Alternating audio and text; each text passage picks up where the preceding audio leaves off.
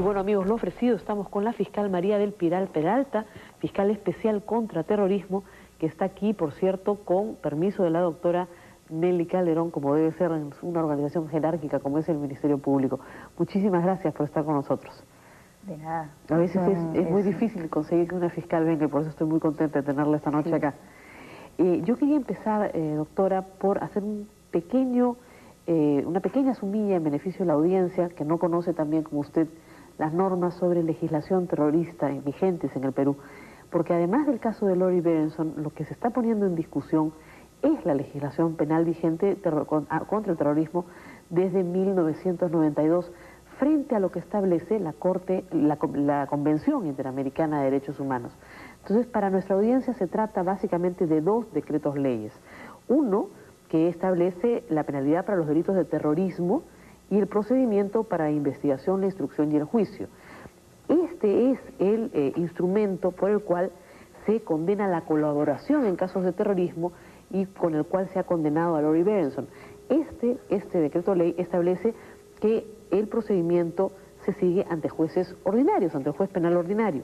Sin embargo, hay otra norma también que regula el delito de traición a la patria.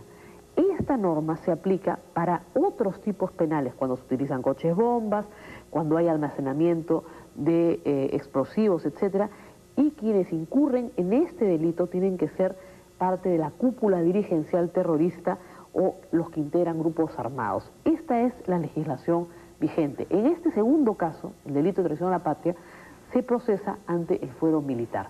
No me he equivocado, he hecho bien mi lección. No se ha equivocado.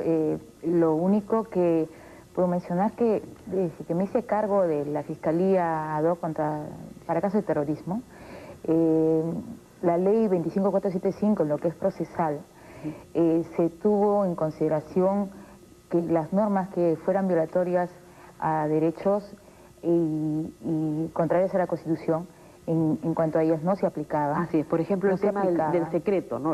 Había una norma que establecía que la identidad de los magistrados y los miembros del Ministerio Público era secreta. Bueno, en esa parte el Ministerio Público del Fuero Común siempre tuvo rostro. O sea, éramos los únicos que teníamos rostro y que teníamos nombre. Los únicos que hacíamos informes finales. Y esto en base a que nosotros éramos los que hacíamos las imputaciones. Pero yo lo que me refiero es que no, o sea, por lo menos desde que, como le digo, he estado a cargo de la Fiscalía de Terrorismo, en las investigaciones preliminares pues no había incomunicaciones, se han estado preservando todos los derechos, todo se aplicaba siempre y cuando no fuera contrario a nuestra Constitución, a los tratados internacionales. El caso Berenson específicamente, llegó a la Fiscalía inicialmente por un recurso de revisión que ella misma presentó ante el fuero militar. Entonces ella no fue materia de pronunciamiento de la Corte Interamericana. Y bueno, su caso, para mí, que era justo que pasara al fuero común, y su caso estaba encuadrado en el artículo 4 de la 25475. Ahora, la Corte Interamericana, en el caso Castillo-Petrucci, lo que ha objetado, ¿no?, es más que todo la ley de traición a la patria. Así es, la otra. La otra, porque lo consideraban como un terrorismo agravado. Y los procedimientos de 25475, que ya no son aplicables. Actualmente se está aplicando un procedimiento ordinario en los casos de terrorismo. O sea, se está prefiriendo aplicar la Constitución, todo lo que no sea violatorio a la Constitución. ¿Usted considera que no hay ningún derecho de la señorita Lori Berenson violado en el proceso que se le siguió y que terminó con una resolución del colegiado presidido por Marcos Ibaceta y que fue confirmado por la Corte Suprema? Ahí no ha habido ninguna violación de ningún derecho. No, desde un inicio. Yo le comento. El caso Berenson, si bien fue declarado nulo toda la parte que, o sea, lo que correspondía a lo que se llevó a cabo en el fuero militar, eso incluía pues todo lo que era investigación preliminar con presencia de fiscal militar. Eso se tomó muy en cuenta. Cuando llega a fuero común, se ha ido introduciendo las pruebas que se llevaron a cabo en la justicia militar como nuevas, introduciéndose, ha sido muchas de ellas reconocidas por ella misma, y al ser reconocidas pasaban a ingresar al proceso. Se ha tomado en cuenta, se hicieron nuevas pruebas como fue una pericia grafotécnica, de manuscritos. ¿No es cierto entonces que fueron los que se les juzgó con las mismas pruebas en el proceso, que es lo que ha alegado su abogado, que había un prejuicio de la Fiscalía y del colegiado que la juzgaba contra ella, que se le ha juzgado por sus ideas, es lo que dice su defensa, no por sus hechos? En fin, una serie de imputaciones que usted conoce. Se ha probado los hechos, se probó los hechos y se probó la responsabilidad. No es cierto de que se haya juzgado con las mismas pruebas porque, como le digo, se tomó en cuenta de que al declararse nula todo el proceso ante el fuero militar, esto tenía que ir ingresando prueba tras prueba, nuevamente dándosele la validez del caso. Y hubieron pruebas inclusive nuevas, como le menciono. Hubieran pruebas nuevas que no estuvieron en el tiempo del juzgamiento ante el fuero militar. Doctora, hay preocupación, el doctor Marcos Ibaceta ha señalado que cualquier sentenciado podría obtener un habeas corpus en su favor, cualquier sentenciado por terrorismo. ¿Es esto tan grave y qué medidas tendría que tomar el gobierno, el ejecutivo y el legislativo para evitar que esto suceda? Bueno, no he escuchado la declaración del doctor Ibaceta, pero habeas corpus, habría que ver en qué situación, en base a qué se pediría ese habeas corpus. Lo que sí tengo conocimiento que, bueno, se están dando habeas corpus por exceso de detención a terroristas. Exactamente. No, exceso de detención. Fui notificada o comunicado hoy día de que un caso de lo que yo ya había emitido informe final por demora del Poder Judicial se había dado un habeas corpus, ¿no? No solamente demora, también una situación que considero que no se ajusta a ley, se le habría dado libertad por exceso de detención a una persona en que la Fiscalía ha venido imputándole y sustentada debidamente con documentos en cuanto a su participación en delito de terrorismo. Y eso sí realmente es preocupante. Pero en cuanto a bueno, líderes, cabecillas que podrían estar demandando también un exceso de detención en la medida en la cual consideran que sus juicios son nulos o que no se han seguido de acuerdo al debido proceso utilizando el precedente de lo que señale la Comisión Interamericana de Derechos Humanos. Bueno, el presidente, tenemos el presidente del caso Castillo Petrucci, por ejemplo. Y sin embargo la Corte Interamericana no los ha puesto en libertad.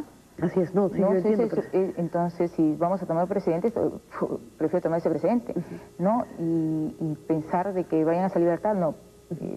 Quizá un nuevo juicio y el fuero común estará preparado para asumirlos, ¿no? Doctora, una pregunta final sobre la legislación vigente. Usted nos ha dicho que efectivamente estas dos leyes, la que regula el delito de terrorismo y la que regula el delito de traición a la patria, en parte ya no vienen siendo aplicadas porque se sigue el procedimiento ordinario y se prefiere la Constitución a la ley en lo que resulte inconstitucional. Pero esto demanda, por cierto, una reforma en esta legislación. Así es. ¿Qué alternativas están proponiendo ustedes? El Ministerio Público tiene iniciativa legislativa también. Me imagino que usted, que trabaja en el campo, debe tener una serie de propuestas sobre esta materia. Sí, pero en esta parte sí considero que es necesario quizá se forme para la emisión de estas leyes una comisión multisectorial, ¿no? Es muy delicado el tema. No solamente debe tomarse en cuenta de la reforma de estas normas, sino en la inclusión de nuevas. Debemos tener en cuenta que el Consejo de Seguridad de Naciones Unidas nos está pidiendo también incluir una cantidad de normas de terrorismo internacional, que también se me está haciendo bastante difícil trabajar en eso, porque nos falta legislación. No tenemos marco legal. No tenemos marco legal, falta de desarrollo legislativo en muchos tratados internacionales que ya tenemos firmados. Y bueno, si se va a tomar el tema de legislación antiterrorista, pues yo considero que debe tomarse completo, ¿no? Así es. Ya incluirse dentro del Código Penal porque este es un delito común. Así es, y no está incluido. Este es un delito común. Y le comento también de que en el caso del Polo, ¿no? El fuero común intervino desde un inicio, ¿no? A pesar que se podría considerar que sería un delito de traición a la patria, pero teniendo los precedentes de las sentencias dictadas por la Corte Interamericana, pues no podíamos dejar de que se continuara con eso, ¿no? ¿Hace cuánto tiempo no se juzga a nadie por traición a la patria en el fuero militar? Mucho tiempo, ¿no? Mucho tiempo, sí.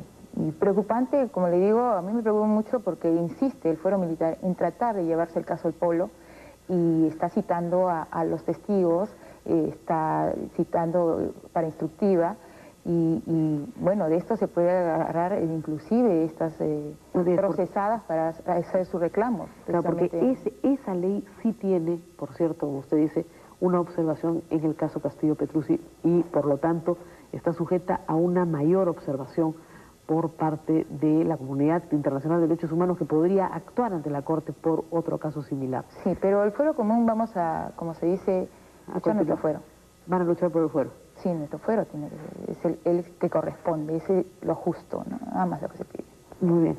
Doctora María Pilar Peralta, muchísimas gracias por estar esta noche con nosotros. Espero que no sea la última vez y sobre todo, dado que el ministro de Justicia ha anunciado la posibilidad de discutir la próxima semana en el Consejo de Ministros una iniciativa legislativa en materia antiterrorista, es bueno que se tenga en cuenta esta recomendación, una comisión multisectorial para incorporar como delito común al terrorismo en el Código Penal y también incorporar nuevas modalidades dentro de esta actividad delictiva.